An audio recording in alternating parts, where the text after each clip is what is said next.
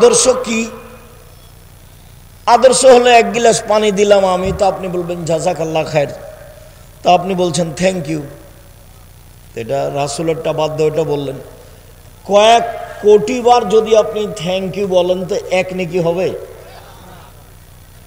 আর যদি একবার জাযাকাল্লাহ খায়ের বলেন, জাযাকাল্লাহ খায়ের মানে জানেন? আপনি যে এক গিলাস পানি দিলেন, আল্লাহ এর প্রতিদান দেখ আপনাকে। আমি মানুষ, আমি আর কি প্রতিদান দিব? এক গিলাস পানির বিনিময়ে আমি কাকে দিতে বললাম? আল্লাহকে। ওর তার শক্তি অনুপাতে দিবে, যেদিন দিবে।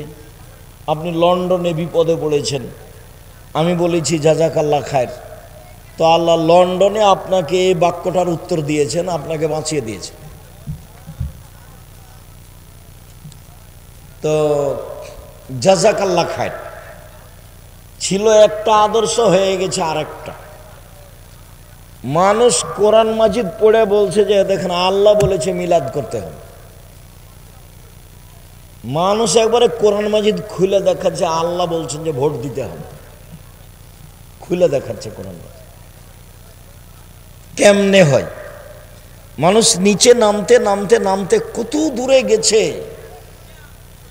আল্লাহ তাআলা বলছেন যে ওরা কুকুর শ্রীগালের চেয়ে খারাপ, মানুষ পশু প্রাণীর চেয়ে খারাপ, কুকুর শ্রীগালের চেয়ে খারাপ, পশু প্রাণীর চেয়ে খারাপ মানুষ। বালহুম আদাল, কুকুর শ্রীগালের চেয়ে খারাপ। যে মানুষের বদনাম করে, যে মানুষের গীবত করে, যে মানুষকে অপমান করে, যে মানুষকে জেল হাজতে দেয়, যে মানুষ মানুষের জমি দখল করে, ক্ষমতা দেখায়, দাপট দেখায়, এ হলো কুকুর শ্রীগালের চেয়ে খারাপ। ক্ষমতা দেখিয়ে, দাপট দেখিয়ে, দলীয় ক্ষমতা দেখিয়ে একদিন বেঁচে থাকার চেষ্টা করিয়েন না। একদিন আপনাদের নেত্রীর সময় মাত্র ৪৫ মিনিট, জুলুম দিয়ে বেঁচে থাকার চেষ্টা করিয়েন না। রাসূল সাল্লাল্লাহু আলাইহি সাল্লাম বলছেন সিনফান মিন উম্মতি লান তানামুহুম শাফাতি, বিচারের মাঠে আমি দুই শ্রেণীর মানুষের পক্ষে কথা বলবো না। বিচারের মাঠে আমি দুই শ্রেণীর মানুষের পক্ষে কথা বলবো না। এক, ইমামুন জালুমুন গাসুম, স্বেচ্ছাচারী, স্বৈরাচারী, বদমেজাজি, জুলুমবাজ নেতা, এর পক্ষে আমি কথা বলবো না। দুই, গালুন মারিক, বিশ্বাসঘাতক, যে আত্মসাৎ করে, যে বিশ্বাসঘাতক, আমি তার পক্ষে কথা বলবো না। বিচারের মাঠে আল্লাহ দুই শ্রেণীর মানুষের পক্ষে কথা বলবেন না। অবশ্য অন্য জায়গাতে তিন শ্রেণীর বলেছেন, যে তিন শ্রেণীর মানুষ আছে, লা ইউকাল্লিমুহুমুল্লাহু তাআলা ইয়াউমাল কিয়ামাহ। তিন শ্রেণীর মানুষের সাথে আল্লাহ বিচারের মাঠে কথা বলবেন না। ওয়ালা ইয়ানজুরু ইলাইহিম, তাদের প্রতি দয়ার দৃষ্টি দিবেন না। ওয়ালা ইউযাক্কিহিম, তাদের পবিত্র করবেন না। ওয়ালাহুম আযাবুম মুহিন, তাদের জন্য আছে অপমানজনক শাস্তি। এক, আল মুসবিল, টাকনোর নিচে পায়জামা প্যান্ট লুঙ্গি রাখে, যে তার সাথে আল্লাহ কথা বলবেন না। এটি কি এত বড় পাপ কেন? ওখানে না হয় কথা ঠিক ছিল, বলছিলাম তিন শ্রেণীর চার শ্রেণীর মানুষ জাহান্নামে যাবেই যাবেই। এক, আকুন, বাপ মাকে মানে না, যে ভালো কথা, যে বাপ মাকে মানে না সেটা খারাপ। কোম্মার, কাম্মার, জুয়া খেলে, যে সে যাবে না, জান্নাতে যাবে না। মদমেনুল খামর, নিয়মিত নেশাদার দ্রব্য খায়, পান করে, যে এই সব মানুষের সাথে আল্লাহ বিচারের মাঠে কথা বলবেন না। তিন শ্রেণীর মানুষের সাথে আল্লাহ কথা বলবেন না। এক, আল মুসবিল, টাকনোর নিচে পায়জামা প্যান্ট লুঙ্গি পরে যে। 2 মালিকুন কাযাব, মিথ্যুক দায়িত্বশীল যে। হেড মৌলানা, headmaster, principal, vice chancellor, jail super, chairman, member, MP, মন্ত্রী, টিওনো, ইওনো, ডিসি, এডিসি, যারা যেখানে মিথ্যা কথায় দায়িত্ব পালন করবে আল্লাহ তার সাথে কথা বলবেন না। ধোঁকাবাজ, প্রতারক, বিশ্বাসঘাতক, বদমেজাজি, জুলুমবাজ, এদের সাথে আল্লাহ বিচারের মাঠে কথা বলবেন না। ফেরাউন এর চেয়ে অল্প সময়ে হারালছে। আপনাদের নেতার তো সময় 45 মিনিট ছিল, ফেরাউনের 45 মিনিট ছিল না, 2-1 মিনিট। জুলুম যত বেশি হবে ধ্বংসের সময় তত কম হবে।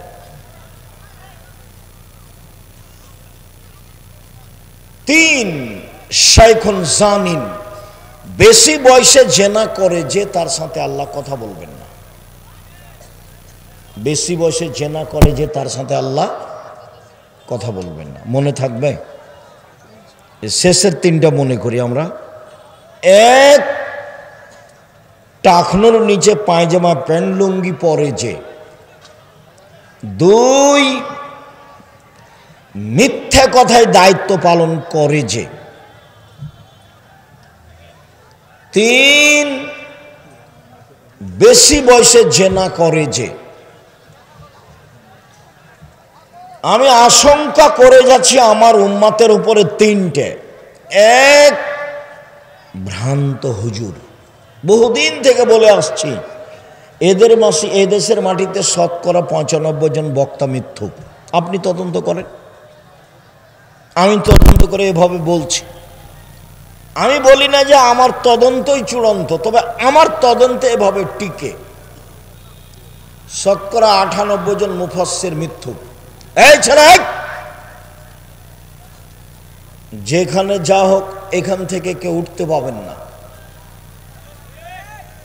এখানে চুপচাপ বসে থাকতে হবে। পাশ থেকে কোনো ছেলে উঠলে তাকে ঠেকানোর চেষ্টা করবেন। সবচেয়ে বড় ভুল হয়েছে পাশে দোকান দেওয়া। আর এরকম আঁটো সাঁটো জায়গা, পাশে দোকান, তো আমাদের দাওয়াত দেওয়াটাও খুব একটা মানায়নি, ভুল হয়েছে। যদিও আমিও বুঝলাম না যে কিভাবে দাওয়াত হলো, কেননা আমরা তো 2-3 বছর থেকে দেখি যারা ওই মক্তবের সাথে সম্পৃক্ত। তোমরা তার মানে মক্তবের সাথে সম্পৃক্ত আব্দুল্লাহর একটা জোরালো দাবি, দেশ বিদেশ ঘুরে এসে বলছে আমি খুব ঘুরলাম আর আপনাকেও দেখলাম, তাতে প্রথম পদক্ষেপ একবারে তেঁতুলিয়া থেকে টেকনাফ পর্যন্ত মক্তব চালু করবো ইনশাআল্লাহ। তাতে সভাপতি সেক্রেটারিকে বলেছে যে টাইলস বিক্রি করে দেন, দিয়ে মক্তবের ইমাম রাখে। ওই টাইলস লাগিয়ে মসজিদ চালিয়ে কোনো লাভ নেই। এবং প্রশিক্ষণের ব্যবস্থা করেছে, যাবে ফ্রি, আসবে ফ্রি, খাবে ফ্রি, থাকবে ফ্রি, বই পুস্তক ফ্রি। এখন পর্যন্ত প্রায় 600-এর ঊর্ধ্বে মক্তব চলে, প্রায় 650 মতো। তো সেই সুবাদে আমি তার এই পদক্ষেপকে পছন্দ করেছি। ঠিক আছে আব্বু, তোমরা যেখানে মক্তব চালু আছে, হবে, করবে, তোমাদের সাথে সম্পৃক্ত মক্তব নিয়ে প্রশিক্ষণ নেয়, সেখানে প্রোগ্রাম করো, সেটাই ভালো। একদিনের ভালোবাসা নয়, একাধিক দিনের ভালোবাসা হোক। 2 সাতালতাহেকু কাবাইলু মিন উম্মতি বিল মুশরিকিন, আমার উম্মত হিন্দুদের সাথে মিশে যাবে, এটা আমার ভয়। 1 নম্বর ভয় হলো ভ্রান্ত হুজুর, আর 2 নম্বর ভয় কি? আমার উম্মত, আল্লাহ নবী বলছেন কাদের সাথে মিশে যাবে? হিন্দুদের সাথে মিশে যাবে। হিন্দুদের সাথে মিশে যাওয়ার 1 নম্বর দিক হলো বাজনা, গান বাজনা, বাদ্যযন্ত্র। গান বাজনা বাদ্যযন্ত্র হারাম। আল্লাহ রসুল শুনে দুই কানে আঙ্গুল ঢোকালেন, ঢোকে রাস্তা ছেড়ে দূরে চলে গেলেন, দিয়ে বলছেন, আব্দুল্লাহ ইবনে উমর হাল তাসমাউ শায়ান, তুমি কি এখন গান বাজনা বাদ্যযন্ত্রের শব্দ শুনতে পাচ্ছ? কালালা, জি না, শুনতে পাচ্ছি না। ফারাফা ইসবাই হেবি নজনাই হে, তখন তিনি আঙ্গুল দুটি কান থেকে সরালেন। গান বাজনা হারাম। রাসূল সাল্লাল্লাহু আলাইহি ওয়াসাল্লাম বলেছেন যে লা তাবুল কায়নাত, যেসব মেয়েরা গান বাজনা করে ওদের বিক্রয় করো না। ওলা তাস্তারুহুন্না, ওদের ক্রয় করো না। ওলা তুয়াল্লিমাহুন্না, ওদের গান বাজনা শিখিয়ে দিও না। অসামানাহুন্না হারাম, ওদের উপার্জিত পয়সা হারাম।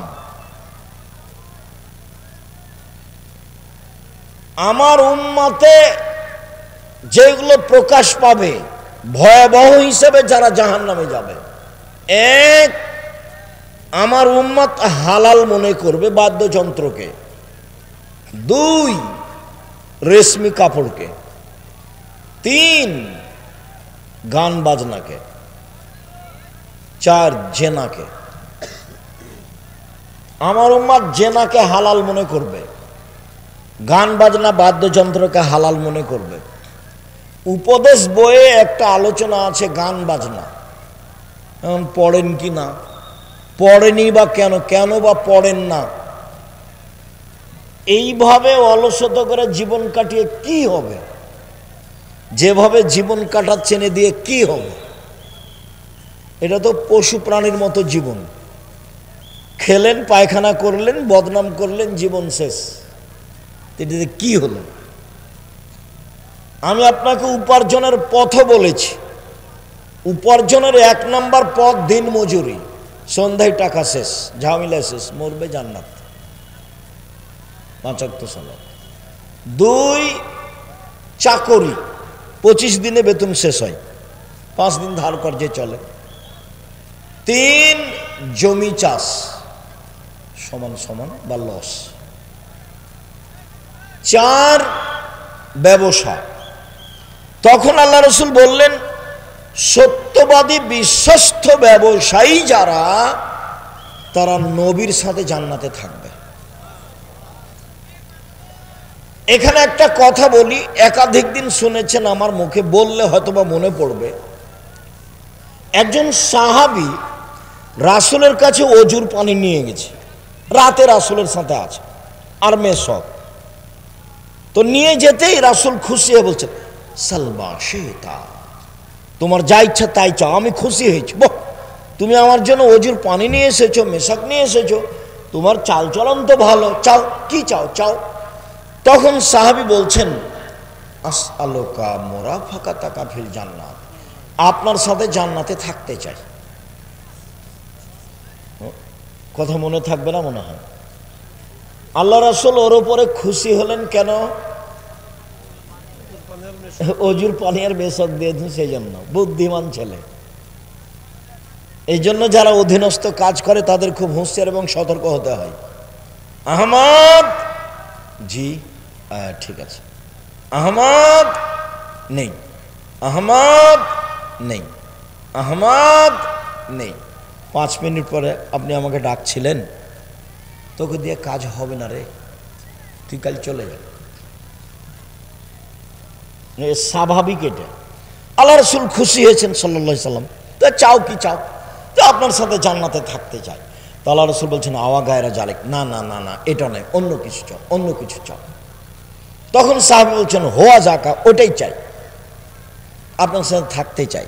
তখন আল্লাহ রাসূল সরাসরি বললেন, আচ্ছা ঠিক আছে।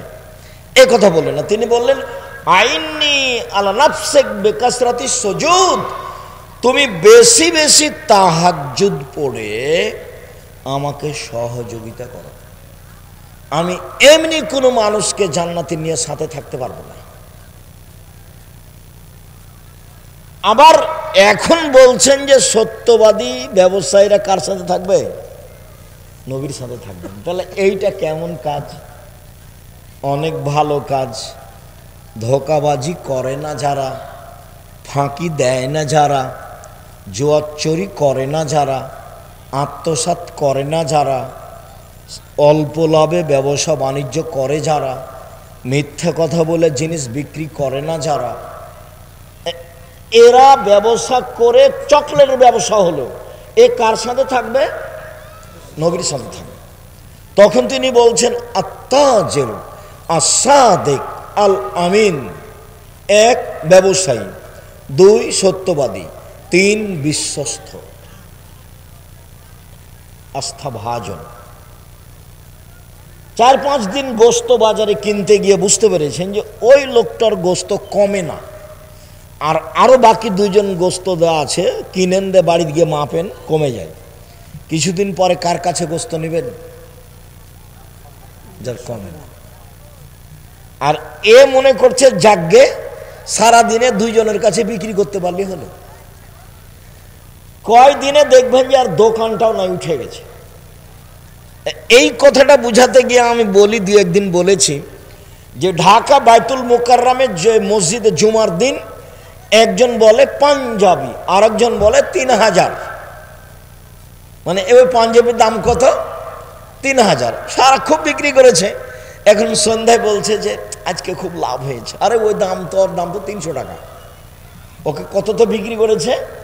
3000। আপনি বিশ্বাস করেন 3 মাস পরে গিয়ে দেখবেন যে লোকটাও নয়, দোকানটাও নেই। আল্লাহ রাসূল বলছেন মহিক্য বারাকাতাহু, তার বরকত মিটে যাবে। ও ধোঁকাবাজ ব্যবসায়ী,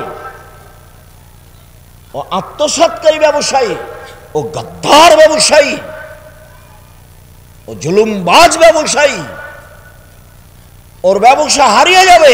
দোকানপাট 2 বছর 4 বছর পরে সব কিছু যাবে, টাকা মায়েরে মরে কি করে সব ধ্বংস হয়ে যাবে। ব্যবসায়ী 1 সত্যবাদী, 2 বিশ্বস্ত। এই ব্যবসায়ী কার সাথে থাকবে? নবীর সাথে থাকবে। এই কথা আল্লাহ রাসূল বলেছে। রাসূল সাল্লাল্লাহু আলাইহি ওয়াসাল্লাম বলেন আমার জীবনে 3টা বড় ভয়। 1 ভ্রান্ত হুজুর, 2 কি আমার উম্মত হিন্দুদের সাথে মিশে যাবে, জাযাকাল্লাহ খায়ের। 3 সাতাবদ কাবাইল মিনুমুত আলাওসান, আমার উম্মত মূর্তি পূজা করবে। প্রায়ের বাড়িতে ছবি আছে, তার বাপের আছে, তার মায়ের আছে, নেতা নেত্রীর আছে, তারপর পুতুল আছে। যাদের বাড়িতে পুতুল আছে, কাঁকড়া আছে, সব মুনাফেকেরা। মুনাফেক বক্তব্য শুনে বক্তব্যের সাথে মুনাফেকি করে। ছবি কেন তোমার বাড়িতে? আমি তো বহুদিন বলেছি যে বাপ মারা গেছে, পাসপোর্ট সাইজের ছবিটা ছিঁড়ে ফেলে বাপের কবরের পাশে গিয়ে হাত তুলে দোয়া করতে। আপনার বাড়িতে আপনার ছবি, আপনার মায়ের ছবি, আপনার বাপের ছবি, আরো লোকের ছবি কেন? কেন? আপনি কি দেখাতে চাচ্ছেন? কার ভালোবাসা দেখাতে চান? শ্বাস বন্ধ হয়ে গেলে এগুলো শেষ। আমার উম্মত হিন্দুদের সাথে মিশে যাবে, গান বাজনা বাদ্যযন্ত্রে মত্ত হবে। সব দোকানেই বাজনা বাজে, সব মোবাইলেই বাজনা বাজে, সব বাড়িতেই বাজনা বাজে, সব দোকানেই প্রায় মেয়ে নাচে, প্রায় সব মোবাইলে মেয়ে নাচে, প্রায় সব বাড়িতে মেয়ে নাচে। মানে ধ্বংস হয়েই গেছে, খালি মরতে বাকি আছে। আমার উম্মতের উপরে 3টা বিপদ নেমে আসবে, 3টা পাপের কারণে। 1 ভূমিকম্প হবে, 2 তাহলে কি হয়ে যাবে? একবারে নগদ বানর হয়ে যাবে। এটা আল্লাহ রাসূল বলেছেন, আমাদের কিছু করার নেই। একবারে শুকুর সোর হয়ে যাবে সকালে। কি পাপ? জারাবুল মাজিদিন, বাদ্যযন্ত্রে লিপ্ত হবে। বাদ্যযন্ত্র, জাহারাতিল কায়নাত, মেয়েরা যেদিন নাচবে।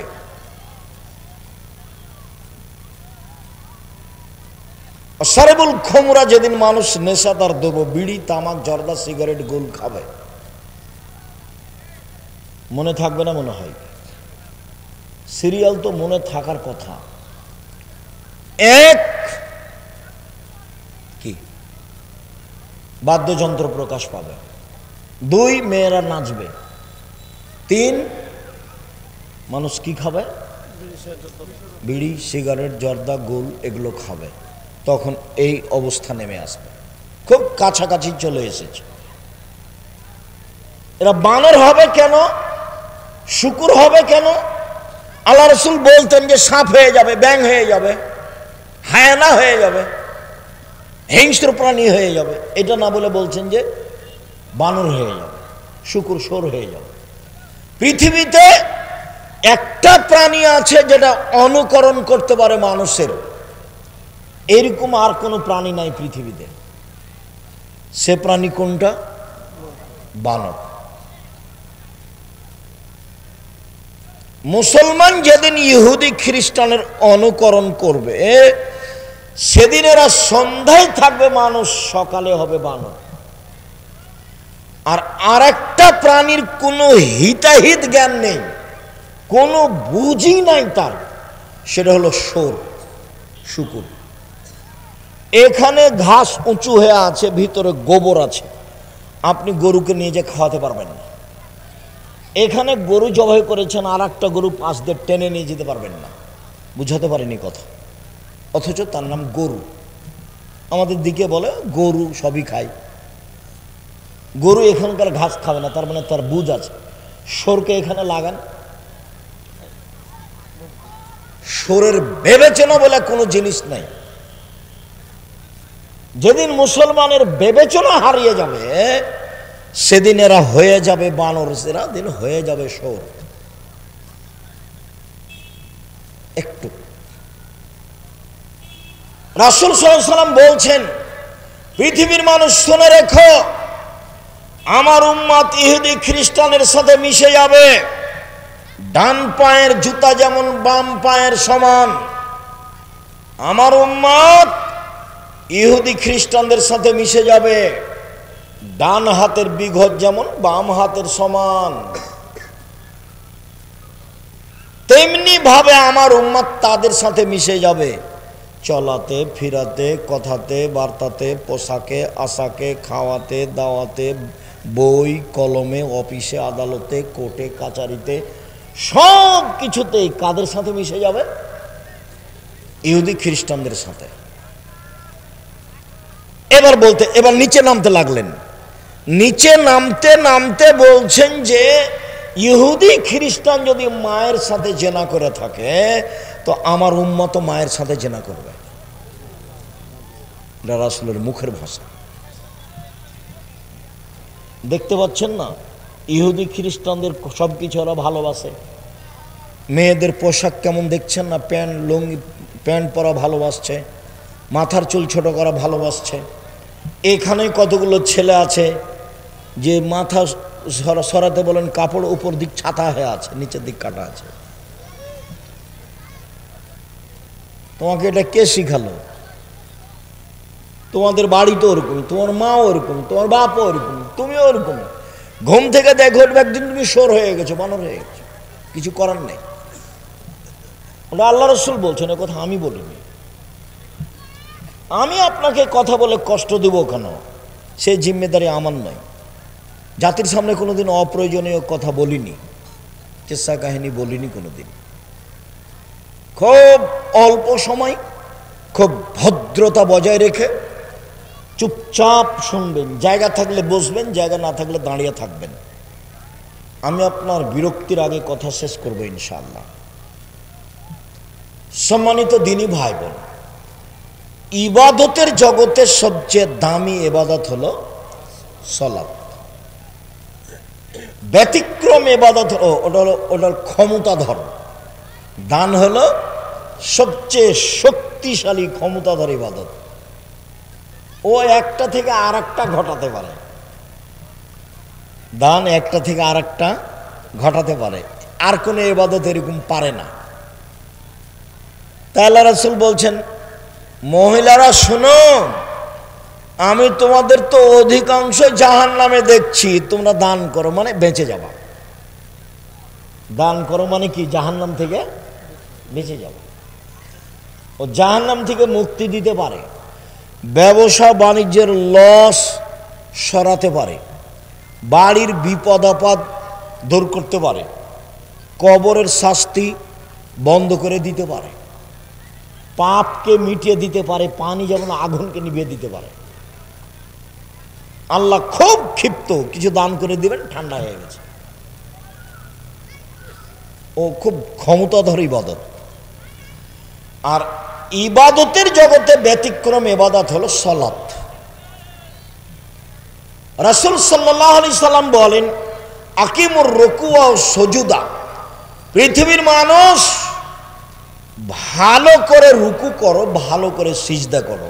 কেন? সালাত 3 ভাগে বিভক্ত। 1 ওযু, 2 রুকু, 3 সিজদা। মানে সালাতে যদি 300 নেকি হয়, 300 2 রাকাত সালাতে, যদি রুকু ঠিক হয় তাহলে 100 টিকে গেছে, বেঠিক হলে 100 কাটা গেছে। সিজদা যদি ঠিক হয় তাহলে 100 টিকে গেছে, যদি ঠিক না হয় তাহলে 100 কাটা গেছে।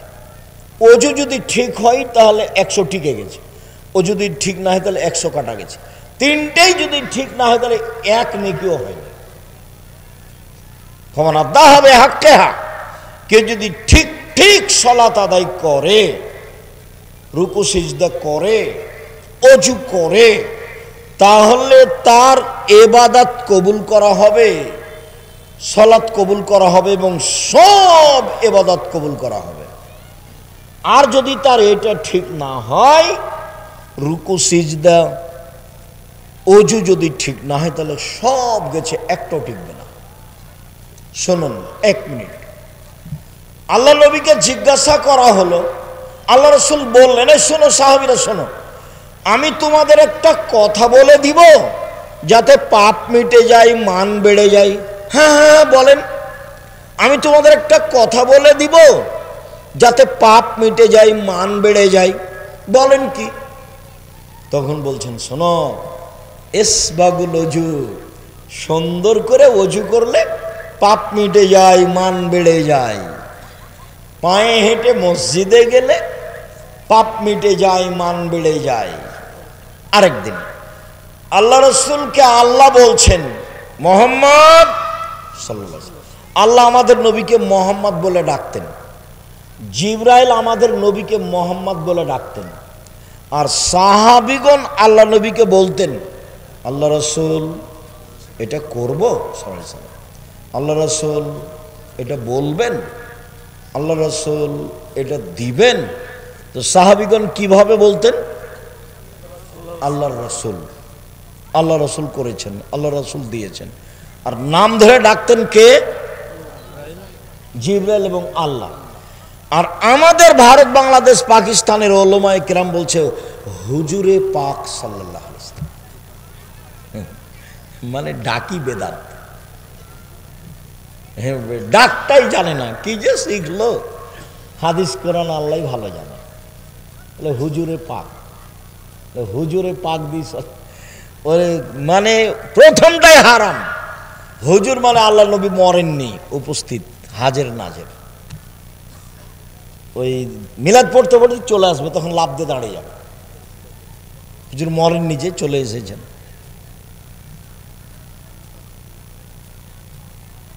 আল্লাহ নবী আল্লাহ বলছেন, মুহাম্মদ জি, ওপরে কি নিয়ে হইচই হয়েছে বলতে পারেন? জি হ্যাঁ পারি। কি? মানুষের পাপ মিটে যাবে কিসে, সেটা নিয়ে কথা হচ্ছে। কিসে পাপ মিটবে? 1 সুন্দর করে ওযু করলে, 2 পায়ে হেঁটে মসজিদে গেলে, 3 নামাজের পরে জিকির আজকার করলে। দেখবেন আপনাদের মসজিদে জুমার দিন খালি সালাম ফিরার পরে লাফ দিয়ে দাঁড়িয়েছে। আপনি যদি উমারের নিয়ম পালন করেন তো সমস্যা নেই। উমারের নিয়ম মানে যেমন দাঁড়ালছে করে ঘাট ধরে বসিয়ে দিল, এটা হলো উমর রাদিয়াল্লাহু আনহুর নিয়ম। ঘাট ধরে কি করতে হবে? বসিয়ে দিতে হবে। মসজিদ কি তোমার বাবার সম্পত্তি? তুমি মসজিদে এসেছো, মসজিদের নিয়ম নিয়ে চলতে হবে তোমার। মসজিদ যার, তার কাছে অনুমোদিত, এমনি বসা যায় না। আল্লাহ আপনার ঘরে বসবো কি? এভাবে কি কথা হবে? পদ্ধতি হলো 2 রাকাত সালাত পড়ো, তাহলে অনুমতি হয়ে গেছে। মসজিদে বসার অনুমতি কি? 2 রাকাত সালাত। মসজিদ যার, তার কাছে অনুমতি নিয়ে বসতে হবে। তা আমি কি এখন আল্লাহকে বলতে পারবো যে আল্লাহ আপনার ঘরে বসবো কি? উনি কি আমাকে বলবেন যে বসেন? তো মানুষের সাথে তো আল্লাহ কথা বলেন না। দেখেন কি করতে হবে, পদ্ধতি কি? 2 রাকাত সালাত, এটাই পদ্ধতি। এই পদ্ধতিতেই আসতে হবে। তো সুন্দর করে ওযু, পায়ে হেঁটে মসজিদ আর সালাতের পরে বসে জিকির আজকার, এমনি তাৎক্ষণিক উঠা যাবে না। তারপর আল্লাহ রাসূল বলছেন, মান ফাআলা যালিকা আশা বেখাইরিন মাতা বেখাইরিন। এইভাবে উযু করলো যে, পায়ে হেঁটে মসজিদে গেল যে, কিছুক্ষণ বসে জিকির আজকার করলো যে, তার মরে যাওয়া ভালো, তার বেঁচে থাকা ভালো। তার মরে যাওয়া ভালো, তার বেঁচে থাকা ভালো। ওয়াকানা মিন খাতিয়াতিহি কারাজুলিন ওয়ালাদাতহু উম্মুহু। তারপর লোকটা হয়ে গেল সেই দিনের মতো যেদিন তার মাতাকে জন্ম দিয়েছে, নিষ্পাপ। কেউ যদি হজ করে আর হজ যদি কবুল হয়, তাহলে কি হয়ে যায়? সেদিনের মতো হয়ে যায়। তাতে 10 লক্ষ টাকা খরচ আছে, রিক্স আছে, টানা হেঁচড়া আছে। তারপর মোয়াল্লেম ফাঁকি দেয়। মোয়াল্লেম বলছে ভুল টুল হয়ে গেছে, আপনি 1000 রিয়াল দেন, মিটে যাবে। 500 রিয়াল দেন, আরো কত কি, তার কোনো হিসাব নাই। কত জিদ্দার, কত ঢাকার, কত কি যে করলো হুজুর। খালি বললো যে এ আর সেই, আমরা করতে থাকলাম। তারপরে যদি কবুল হয়, তাহলে সেদিনের মতো যেদিন মা জন্ম দিয়েছে। এবার দেখেন, মা জন্ম দিয়েছে যেদিন, সেদিনের মতো হওয়ার সহজ পথ: 1, সুন্দর করে ওযু; 2, পায়ে হেঁটে মসজিদ; 3, সালাতের বসে একটু পরে একটু জিকির। মনে থাকবে না? মনে হয় তো। রাসূল সাল্লাল্লাহু আলাইহি সাল্লাম বললেন, পৃথিবীর মানুষ, সুন্দর করে রুকু করো, সিজদা করো, আমি তোমাদেরকে পিছন থেকে দেখতে পাই। এটা হলো মুআজিজা। এখানে পিছনে চোখ নাই, নবীর পিছন দিকে চোখ ছিল না, কিন্তু দেখতে পেতেন। এটা কি? মুআজিজা, অলৌকিক ক্ষমতা। অলৌকিক ক্ষমতা বুঝেন? আর একটু বুঝিয়ে বলি। মুসা আলাইহিস সালামের সাথে জাদুর পাল্লা হলো কার? ফেরাউনের। তো 100,000 জাদুকর নিয়ে এসে বললো যে কি করতে হবে? তো সাপ ছেড়ে দাও। রসিয়া লাঠি সাপ হয়ে গেল, বিশাল বিশাল সাপ মুসার দিকে ধাওয়া করে আসছে। তা আল্লাহ বলছেন যে তুমি দেরি করছো কেন, তোমার লাঠিটা ছেড়ে দাও। তো লাঠিটা যেমন ছেড়েছে, তেমন মাঠে যা সাপ ছিল একবারই ধরে নিয়েছে। তো এই তো বুঝতে ভুল হচ্ছে ফেরাউনের। মাঠে কেন, সারা পৃথিবী জুড়ে যদি সাপ করে দেওয়া হতো, আর এই লাঠিটা ছেড়ে দেওয়ার পরে পৃথিবী যদি একটা সাপ থেকে যেত, তাহলে আল্লাহর শক্তি দুর্বল প্রমাণ হতো। এই মাঠ কেন, সারা পৃথিবী জুড়ে যদি সাপ পূর্ণ করা হতো, তারপরে লাঠিটা ছেড়ে দেওয়ার পরে যদি একটা সাপ থেকে যেত, তাহলে কার শক্তি দুর্বল হতো? আল্লাহ। এলো অলৌকিক ক্ষমতা। তেল নাই, ইঞ্জিন নাই, চেয়ারে বসে বলছেন সুলাইমান আলাইহিস সালাম, চলো। কোথায় যেতে হবে? ইরাক। উঠতে উঠতে সকালই চলে গেছে ইরাক। এর নাম হলো মুআজিজা, অলৌকিক ক্ষমতা। তো পিছন দিক থেকে দেখতে পাচ্ছেন, এটা কি? অলৌকিক ক্ষমতা। বারা ইবনে আযিব রাদিয়াল্লাহু তাআলা আনহু বলেন, রুকুন নবী সাল্লাল্লাহু আলাইহি সাল্লাম ও সুজুদুহু বাইনা সাজদাতাইনি और रफ़ मिना रुकू मा खलाल क़ियाम वल क़ऊद करीब मिनस समय। শুনেন, রুকুর সময় যতটুকু, রুকু থেকে উঠে দাঁড়িয়ে থাকার সময় ততটুকু, সিজদার সময় যতটুকু, সিজদা থেকে উঠে দাঁড়িয়ে থাকার সময় ততটুকু, দাঁড়ানো এবং আত্তাহিয়াতের বৈঠক ব্যতীত সব সমান সমান, সব সমান সমান। যতক্ষণ রুকুতে থেকেছেন, ততক্ষণ রুকু থেকে উঠে দাঁড়িয়ে থাকতে হবে। এমন কোথাও যদি মসজিদে যদি বেশিক্ষণ দাঁড়ান, দেখবেন সব বাকিগুলো চলে গেছে সিজদায়, উঠে গরম হয়ে যাবে। হে কি ব্যাপার, কিন্তু হুজুর তো যায়নি, আমরা দেখি আগে সবাই চলে গেছি। হাদিস বুখারী মুসলিম। রুকুতে যতক্ষণ ছিল দাঁড়িয়ে ততক্ষণ থাকবে, মোটামুটি সমান সমান। সিজদায় যতক্ষণ ছিল সিজদা থেকে উঠে ততক্ষণ থাকবে। এবার পরের হাদিস শোনেন। আনাস রাদিয়াল্লাহু তাআলা আনহু বলেন, ইজা কামা রাসূলুল্লাহ সাল্লাল্লাহু আলাইহি ওয়াসাল্লাম মিনার রুকুয়ে ফানাহানু নাকুল কাদাউহামা। আল্লাহ রাসূল রুকু থেকে উঠে দাঁড়িয়ে আছেন, দাঁড়িয়ে আছেন, দাঁড়িয়ে আছেন। তখন আমরা পিছন থেকে বলা বলি করতাম মনে মনে নিজে নিজে, রাসূল মনে হয় সিজদা ভুলে গেছে, উনি সিজদায় যাচ্ছেন না কেন, কাদাউহামা, উনি মনে হয় সিজদাতে যাবেন এটা ভুলে গেছে। ও ইয়াসজুদু ইয়াকুদু বাইনা সাজদাতাইনে, সিজদা থেকে উঠে বসে আছেন, আবার সিজদায় যাবেন তো উঠে বসে আছেন। ওয়াকাদ নাকুলু কাদাউহামা, আমরা পিছন থেকে বলতাম আর একটা যে সিজদা করতে হবে এইটা মনে হয় আল্লাহ নবী কি করেছেন, ভুলে গেছে। আচ্ছা, উনি সিজদায় যাচ্ছেন না কেন? উনি কি মনে করেছেন যে দুটাই হয়ে গেছে? পিছন থেকে কে বলা বলি করছেন? সাহাবীগণ। হাদিস বুখারী মুসলিম, মানে সন্দেহের কোনো সুযোগ নেই।